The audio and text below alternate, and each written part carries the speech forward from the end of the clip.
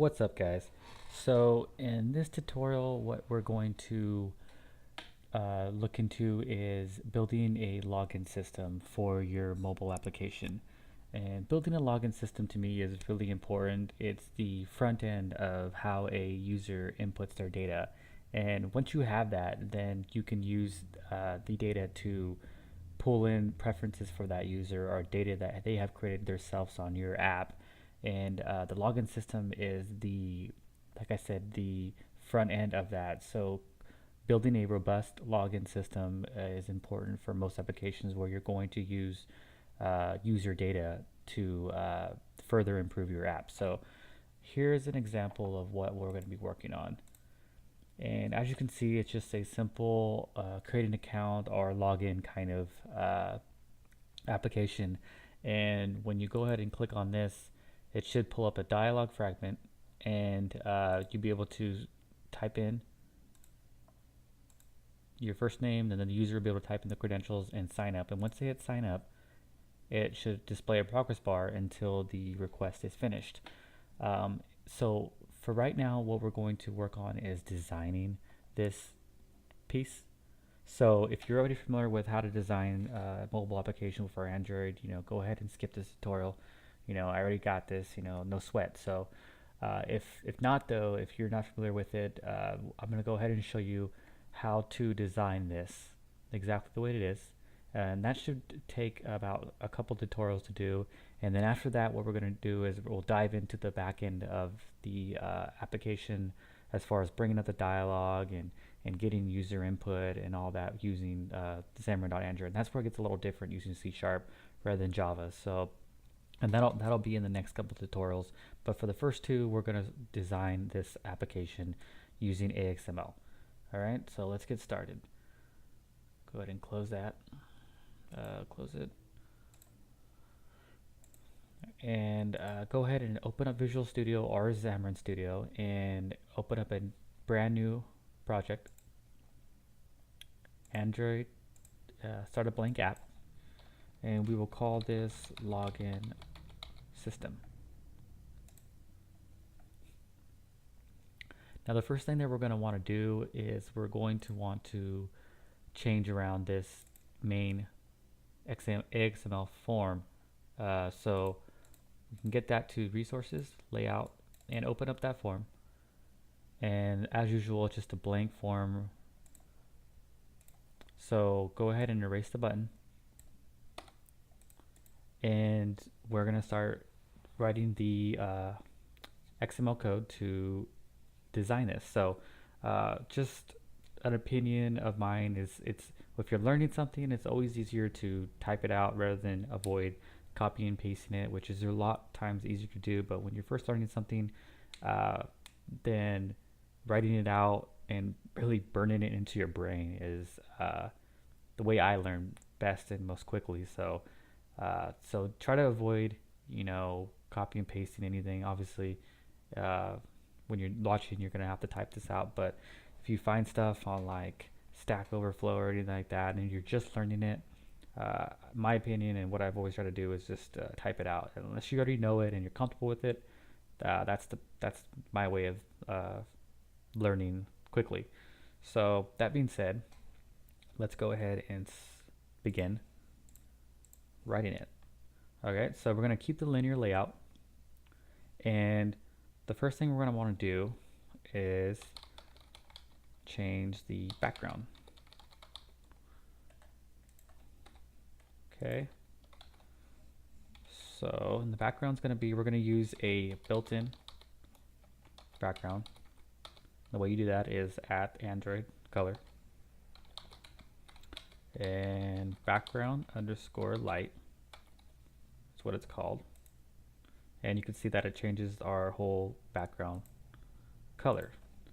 And the last thing we want to do with the linear layout, the parent, is we're going to want to set a weight sum. And if you're not familiar with that, I'll explain that here in a moment, and you'll see how helpful that could be. Alright, so that's going to get there. Okay, so the first thing we're going to want is a text view. Okay, so we can type this out, but let's just start an initial text view. with the toolbox over here. Go down to TextView, and we'll add a TextView. All right, so that gives us some initial properties that we can add to. The first thing that we're going to want to do is, just for good measure, we can change the ID to something a little less generic. And we're going to want to change the text to say create an account. All right. And we'll leave that to match parent. And we're going to want to set, this might seem a little weird, but we're going to want to set the height to 0. And the reason why we want to do that is because we want to have it,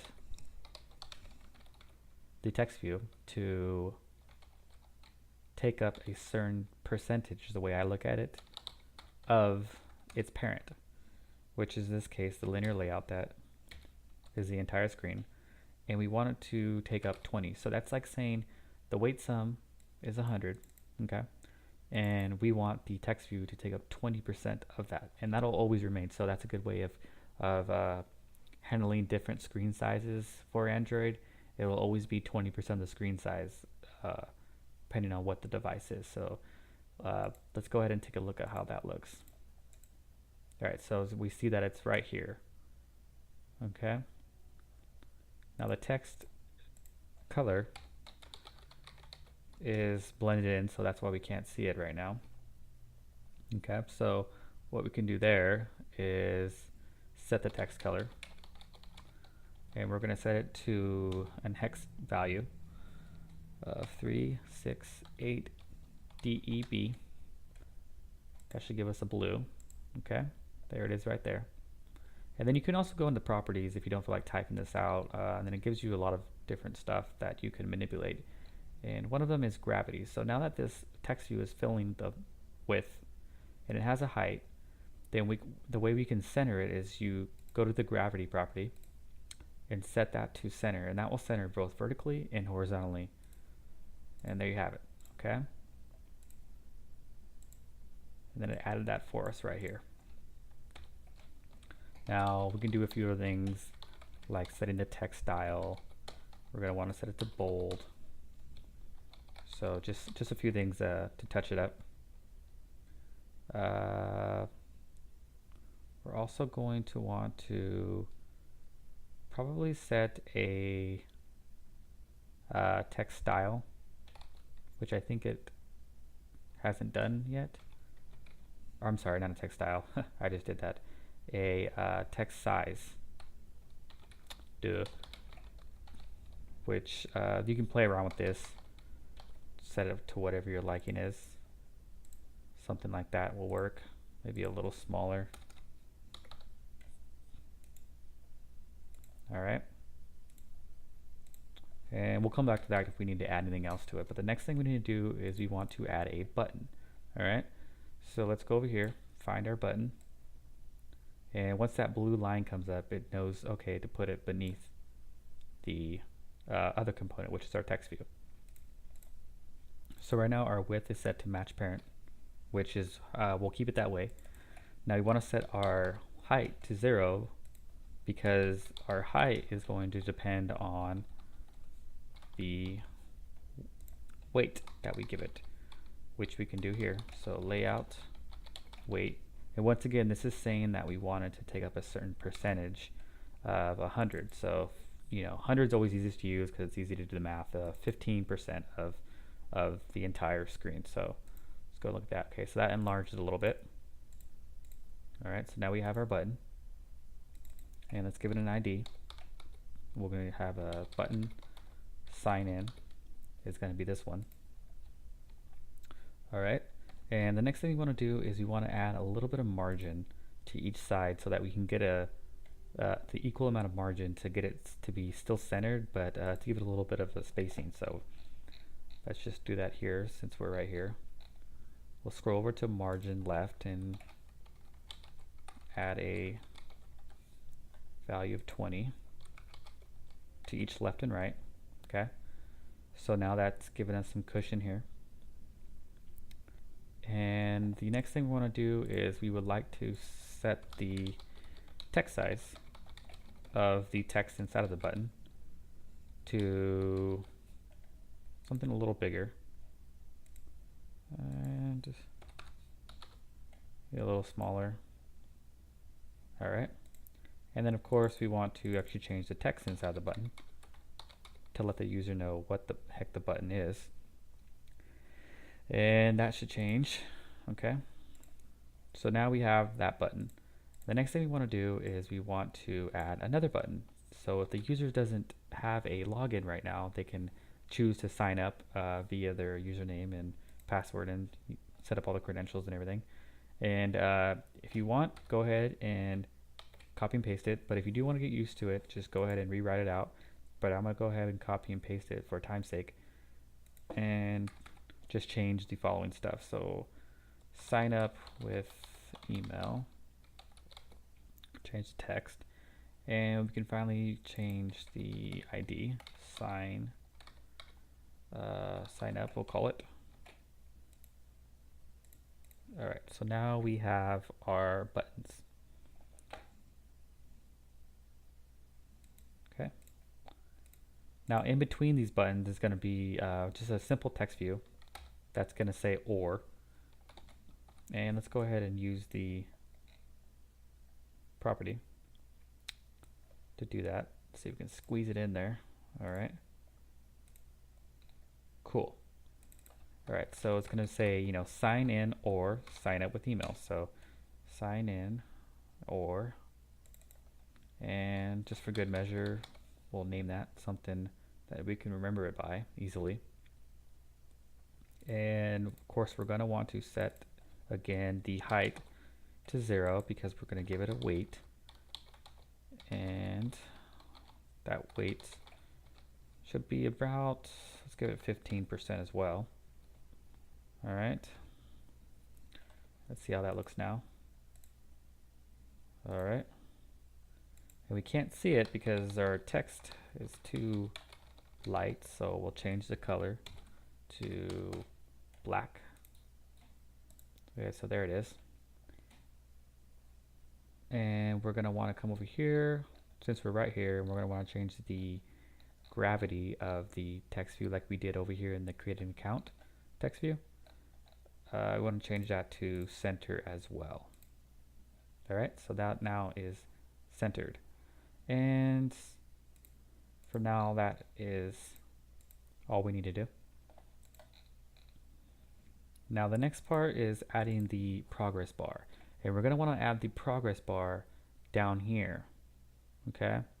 And what we're going to do is for the remaining space, we're going to add a relative layout. And inside of the relative layout is where we're going to add the progress bar, so that we'll set the progress bar to be centered in its parent, which is the relative layout, which we're going to have fill the whole screen. So if that's a mouthful, maybe seeing it will be easier to understand. So let's go ahead and create a relative layout.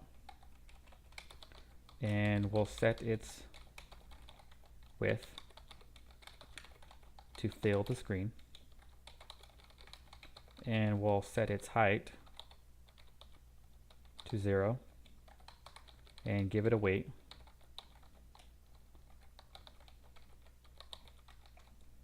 Okay.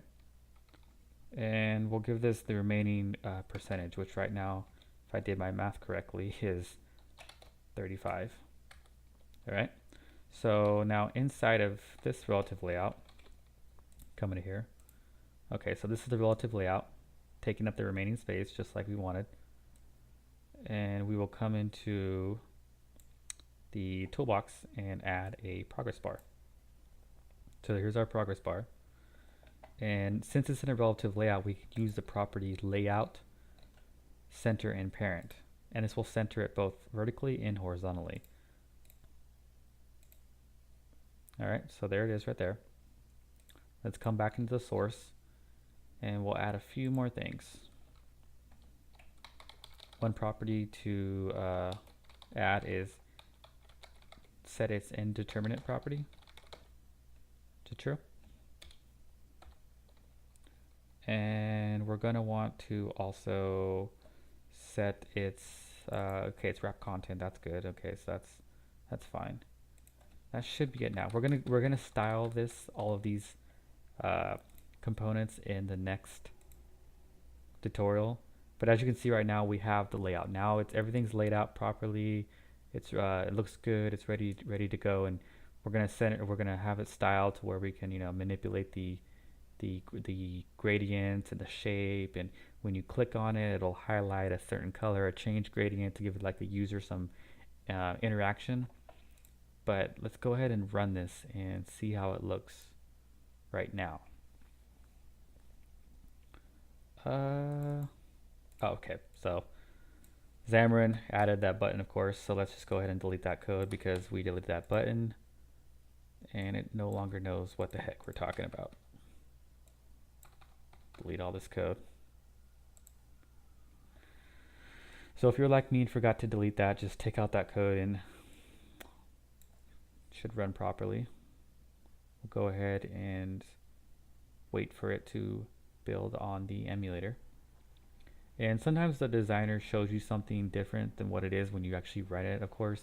That's always something that likes to trick you with. So it's always nice to every so often just stop what you're doing and just run it on a device, run it on the emulator to see how it looks with an actual screen size.